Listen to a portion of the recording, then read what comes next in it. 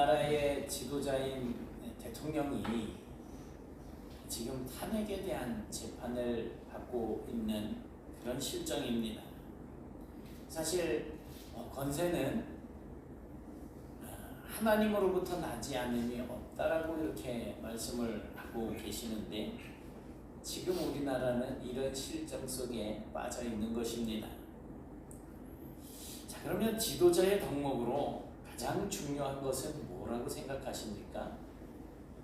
저분이 왜 저렇게 탄핵을 받고 있어야 되고 또 많은 사람들은 왜 대통령을 탄핵을 해야 된다고 저렇게 그냥 지탄을 하고 있는지, 지도자의 덕목에서 뭐가 빠졌길래 그런 걸까요? 겸손.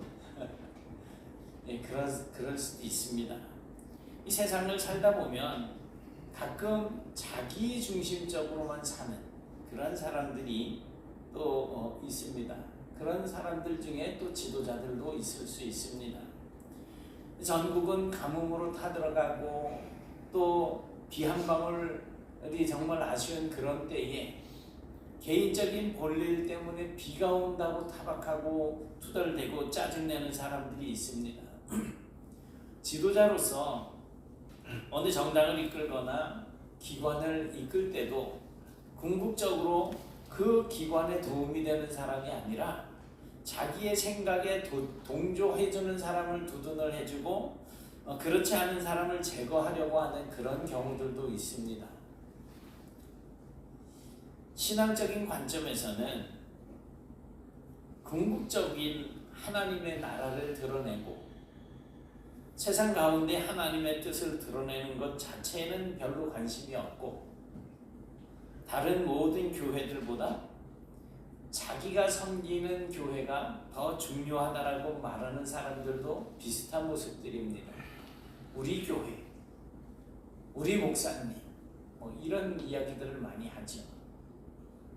다른 교회와 비교하면서 자기의 어떤 우월성을 드러내려고 하는 겁니다.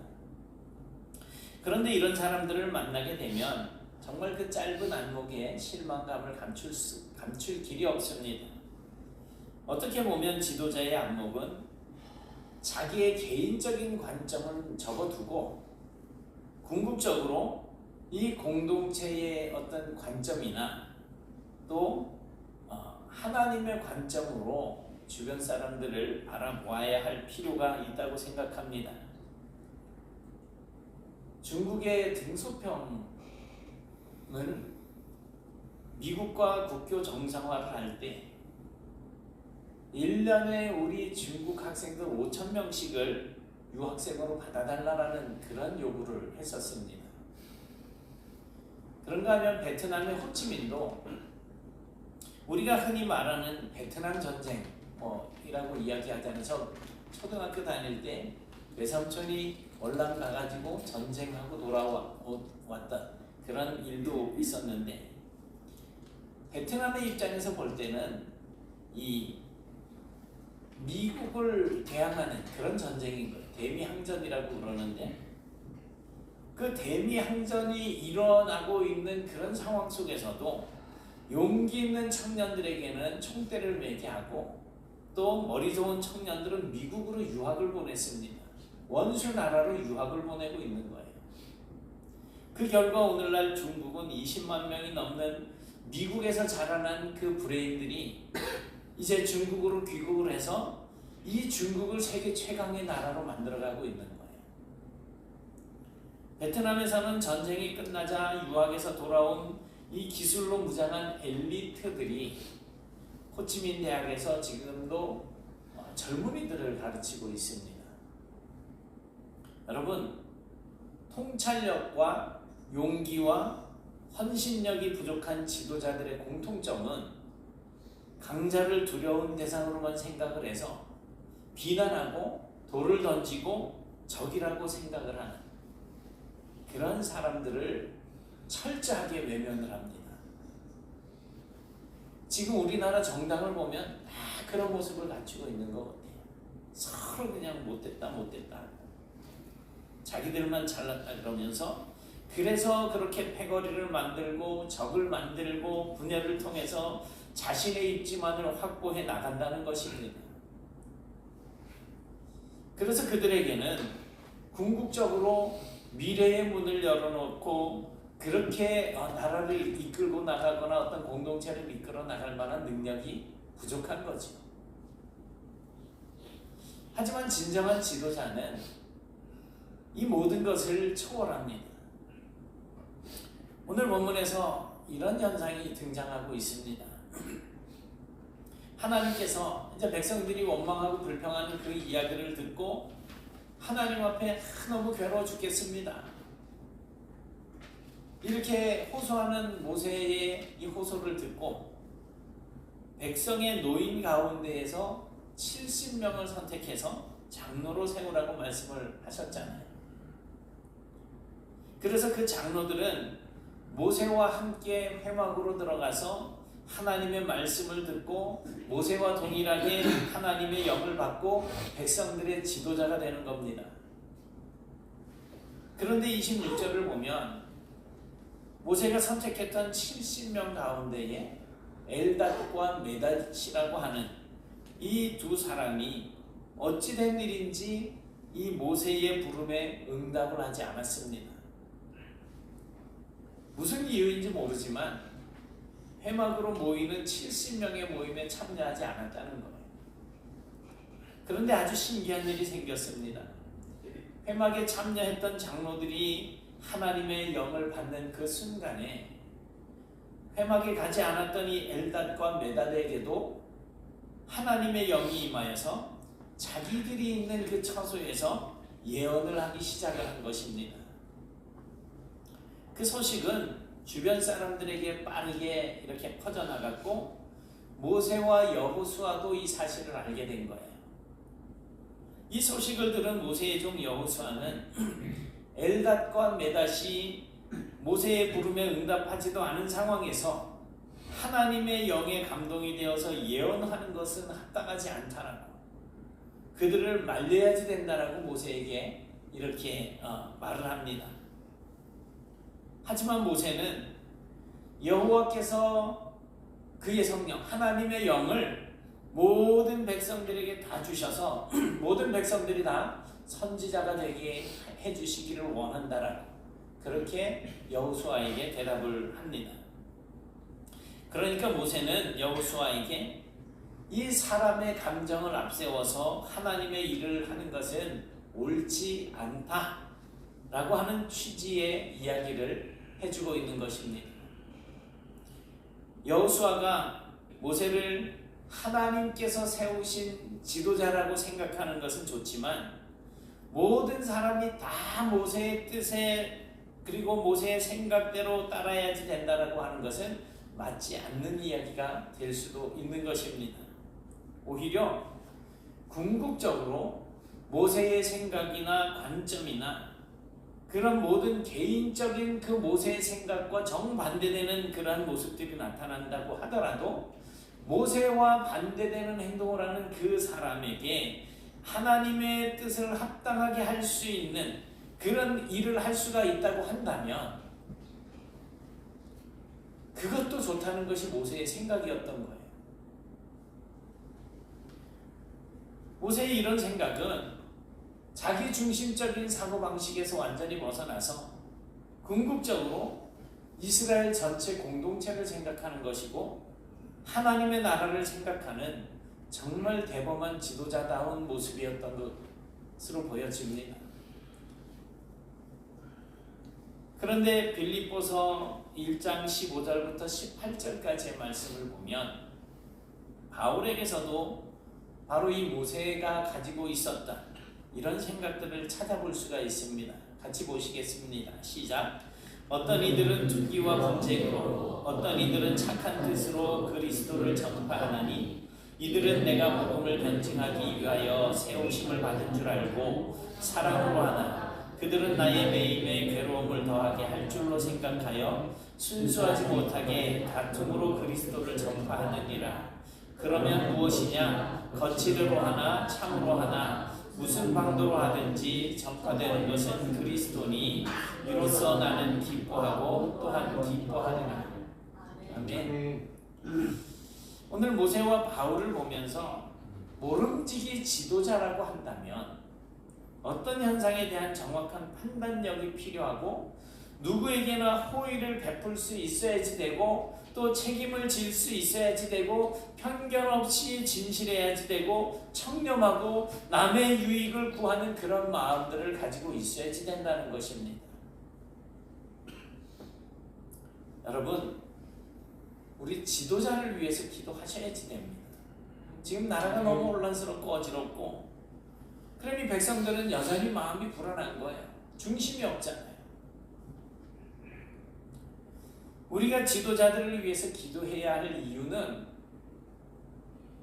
이 시대는 교회든 나라든 다양한 사람들이 함께 품을 수 있는 비전을 제시하고 또 의와 행복에 이르도록 이끌어주는 모세와 같은 지도자가 필요한 시대이기 때문입니다. 그런 지도자가 지금 없으니까 나라가 막 그냥 산으로 가고 강으로 가는 거예요. 누가 진실을 말하는 건지 누가 거짓을 말하는 건지 우리가 정말 분별하기가 쉽지 않아요. 앞에다 앉혀놓고서 당신 그랬잖아, 내가 언제 그랬어 이러고 있잖아요. 그래서 오늘 무엇을 위해 살아야 하는가, 왜 여기 있어야지 되는가, 누구에게 영광을 돌려야 하는가라고 하면서 공동체를 근본적인 방향으로 이끌어가면서 성도들과 국민들과 고민을 해결해 줄 수 있는 그런 지도자 필요합니다.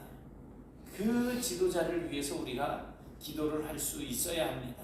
아멘. 또한 우리도 그러한 지도자적인 삶을 살아야 할 것입니다. 모세와 장로들이 회막에서 돌아와서 진영으로 들어왔습니다. 그런데 그날부터 신기한 일들이 일어나기 시작합니다. 드디어 23절에서 지난주에 봤죠? 모세에게 말씀하셨다. 여호와의 손이 짧으냐? 네가 이제 내 말이 너에게 응하는 여부를 보리라 라고 하는 이 말씀이 현실로 이루어지는 순간이 된 것입니다. 여호와에게서부터 나온 바람이 바다에서부터 메추라기 떼를 몰아서 이스라엘 진영 이쪽 끝에서 저쪽 끝까지 쏟아지게 했습니다. 그 현상은 메추라기가 바람 때문에 높이 날지 못하고 지면에서 약 2규빗, 한 규빗이 요만큼이에요. 그래서 한 45cm에서 50cm 정도 되는데, 그렇다면 지면에서 한 90cm 정도로 이 메추라기들이 날아다니는 거죠. 애들도 잡지 않겠습니까? 그러다 보니까 모든 이스라엘 백성들이 다 나와서 메추라기를 잡는 겁니다. 거의 이틀 동안 계속해서 그렇게 메추라기를 잡다가 보니까 아무리 적게 잡은 자도 10호매를 잡았고, 그래서 진영 사방의 메추라기들을 펴두었다라고 말을 합니다. 이제 광야이다 보니까 뭐 고기를 말려서 그렇게 이제 썩지 않도록 그렇게 보관하려고 하는 것이었겠죠. 일반적으로 호멜이라고 하는 이 말은 성경의 부피를 이야기하는 단위 중에서 가장 큰 단위라고 할 수 있습니다. 한 230리터 정도 되는데요. 230리터면 어느 정도인가요? 우리 드럼통 있잖아요. 큰 드럼통이 200리터입니다. 그거보다 이 말통 한 통 반이 더 들어가는 거죠. 근데 이 호멜이라고 하는 이 말은 당나귀라고 하는 의미가 있습니다. 그래서 한 호멜이라고 하는 것은 당나귀 한 마리가 한 번에 짐을 질 수 있는 양으로 그렇게 이야기를 합니다. 주로 밀이나 보리 그런 것들의 양을 잴 때나 오늘 이 본문에 나오고 있는 메추라기의 그 양을 잴 때도 사용을 했습니다. 쌀 한 가마니가 제 몸무게쯤 돼요. 한 80kg 정도 되는데 저 이거 커밍아웃인가요? 이게 대략 한 가마니가 180리터 된다는 거예요. 180리터 정도. 그렇다면 한 호멜은 230이니까 한 호멜은 거의 쌀 한 가마 반 정도 된다라고 볼 수가 있겠죠. 그렇다면 10호멜은 한 가마 반 정도 되는 게 10번을 세워야 되니까 10가마, 15가마 정도 되겠죠. 그러니 말 그대로 한 달 내내 적게 거둔 사람도 한 달 내내 코에서 그냥 메추라기 냄새가 날 때까지 먹을 수 있는 양이라는 거예요. 이 광경을 목격한 모세는 하나님의 말씀을 다시 한번 기억했을 것입니다. 여호와의 손이 짧으냐? 네가 이제 내 말이 너에게 응하는 것, 응답되어지는 그 여부를 보게 될 것이다. 여러분, 우리가 섬기는 하나님은 우리가 상상할 수 없는 방법으로 그 능력을 행하시는 분이심을 믿으시기 바랍니다. 아멘. 그것은 하나님의 순수한 능력입니다. 누구에게 얻거나 누구의 도움을 받아서 내는 능력이 아니고 오직 하나님의 순수한 능력입니다. 또한 우리의 기도와 간구에 대해 무엇이든지 충분히 이루어 주실 수 있는 그런 능력이라고 하는 사실도 기억하셔야지 됩니다. 아멘. 모세는 하나님의 일을 하는 종입니다. 하나님은 이스라엘 백성들을 그래서 모세에게 다 맡기셨습니다. 하지만 그 의미는 모세가 이스라엘 백성들의 모든 짐을 다 짊어지고 또 자기의 능력으로 백성들을 먹여 살려야지 된다라고 하는 의미가 아닙니다. 거기에 200만 명이나 모여있는 이스라엘 백성들에게 어떻게 코에서 냄새가 날 정도로 이렇게 고기를 먹여주고 어떻게 매일같이 그렇게 만나를 내리면서 양식을 먹일 수가 있었겠어요? 모세는 할 수 없는 일이잖아요. 능력은 바로 하나님께 있는 것입니다. 그러니 궁극적으로 이스라엘 백성들을 먹여 살리는 것은 모세가 아니라 지도자가 아니라 하나님이 하시는 겁니다. 모세는 그것을 기억해야 합니다. 지도자는 그걸 기억해야 되는 거예요. 오늘 우리도 마찬가지입니다.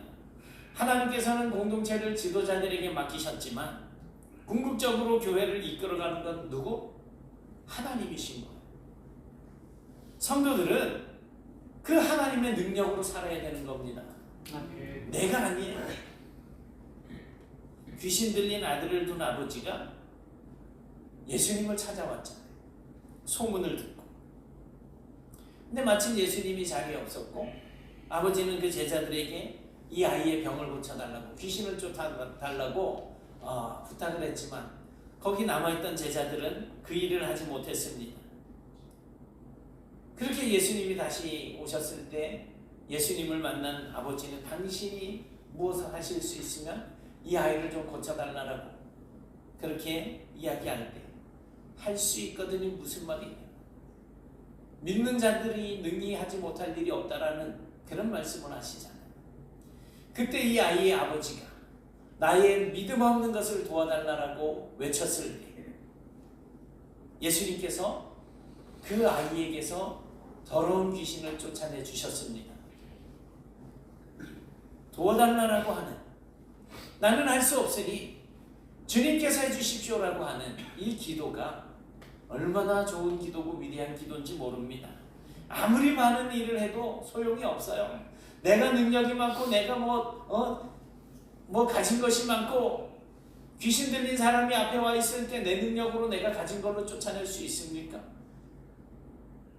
귀신은 하나님 앞에서 벌벌 떠는 존재지 우리 앞에서 떨 존재가 아니에요. 능력은 사람에게 있는 것이 아니라 하나님께 있습니다.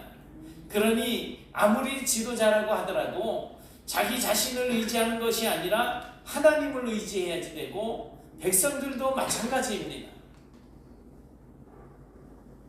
하나님께서는 이스라엘 백성들에게 고기도 주셨지만 동시에 재앙도 주셨습니다. 33절 34절 다시 한번 보시겠습니다. 시작. 고기가 아직 이 사이에 있어 씹히기 전에 여호와께서 백성에게 대하여 진노하사 심히 큰 재앙으로 치셨으므로 그곳 이름을 기브롯 핫다와라 불렀으니 욕심을 낸 백성을 거기 장사함이었더라. 아멘. 아멘. 기브롯 핫다와라고 하는 이 말의 뜻은 탐욕의 무덤, 욕심의 무덤이라는 그런 의미입니다.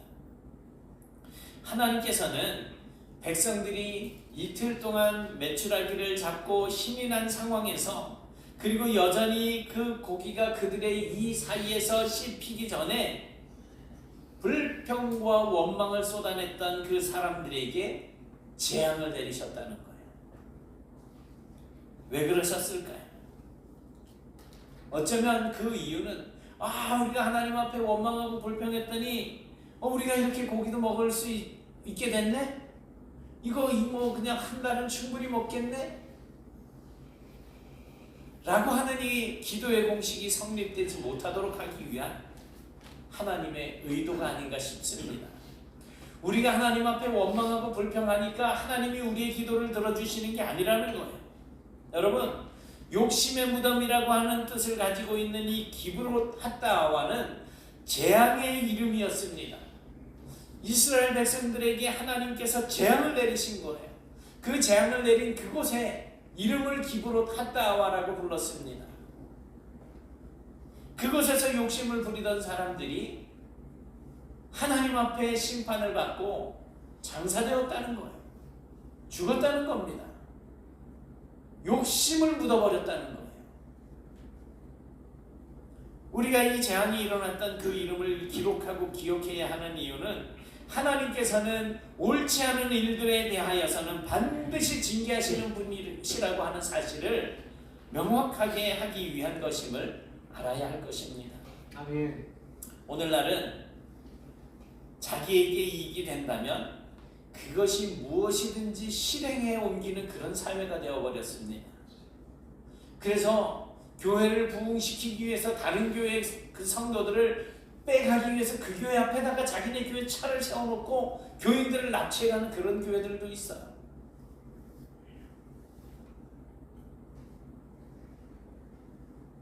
심지어는 자기가 하는 그런 행동들이 다른 사람들에게 피해가 된다고 하더라도 그냥 아랑곳하지 않아요. 나만 잘 먹고 잘 살면 되는 거예요. 요즘 유튜버들 얼마나 문제가 많습니까? 이 법규를 어기는 자동차를 잡기 위해 가지고선 유튜브 이렇게 생중계를 하는 그런 사람들이 있는데 그거 피해 도망가다가 사고 나서 죽는 사람들도 생겨나고, 이 유튜버들 가운데는 다른 사람들의 괴로움이나 아픔, 또 그리고 숨기고 싶은 그런 비밀들을 캐내고 그것을 흥미 위주의 이야기거리로 만들어서 그것을 유포하고 또 그것으로 돈을 버는 사람들이 그 중에 있다라는 거예요. 하지만 우리는 눈앞에 있는 이익을 챙기기 전에 이것이 과연 하나님의 뜻에 맞는 것인가 아닌가, 그것을 먼저 생각을 해야지 됩니다. 아멘. 적어도 하나님은 그렇게 불합리하고 또 선하지 않은 방법으로 이익을 얻을 수 있도록 하시는 분은 아니라는 거예요. 남의 것을 훔쳐서 내가 부자가 되면 그것이 복을 받은 것이냐? 아니라는 거예요. 불평과 원망을 들어놓았더니 하나님이 우리에게 고기를 주셨다. 그렇지 않습니다. 하나님은 그런 불평이나 원망에 굴복하시는 분이 아니십니다. 오히려 재앙을 내리심으로써 불평과 원망의 근원이었던 그 사람들을 모두 죽이시고 그곳에 그 불평과 원망을 그냥 장사를 지내버리시는 분이십니다. 그런 의미로 지어진 이름이 기브롯 핫다와임입니다. 우리는 이 이름을 기억하실 필요가 있습니다. 왜냐하면 나의 교만, 나의 정말 부도덕함, 어떤 이런 것들을 가지고서도 하나님 앞에 기도할 수 있다고 생각하는 그런 오류를 범하지 않기 위해서입니다. 사랑하는 여러분, 우리는 공의롭고 정의로우시며 완전하시고 온전하신 하나님의 백성들입니다. 그러니 하나님께서 세우신 지도자들을 위해서 기도해 주시고 언제나 하나님을 경외하고 존중히 여기는 그런 생각과 말과 행동을 하는 삶을 살아가시기 바랍니다. 아멘. 그래서 저주가 아닌 축복과 행복이 우리의 삶에 항상 가득 채워지는 그런 저와 여러분들이 되실 수 있기를 주님의 이름으로 축원합니다. 아멘. 사랑의 하나님 감사합니다. 아멘. 오늘 주께서 광야에서 불평하고 원망하던 그 무리들이 원하던 고기를 얻게 되었지만 그것이 그들에게 섭취되어지기도 전에 먼저 징계를 내리셔서 그들을 그곳에 장사 지내신 이 내용을 보게 됩니다.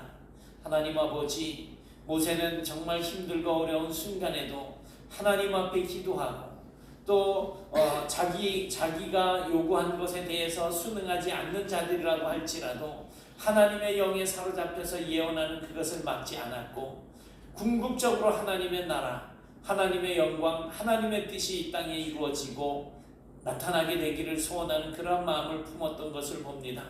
하나님, 저희들이 먼저 믿은 자들로서 우리보다 나중 믿게 되는 자들에게 이러한 지도자적인 모습을 갖추게 하시고 또 이 나라에 좋은 일꾼들을 세워주셔서 정말 이러한 지도자들이 서서 이 나라를 바르게 세워나가며 하나님의 나라가 확장되어지고 온 세상에 주님의 복음을 들고서는 복된 나라로 거듭날 수 있도록 인도하여 주시옵소서.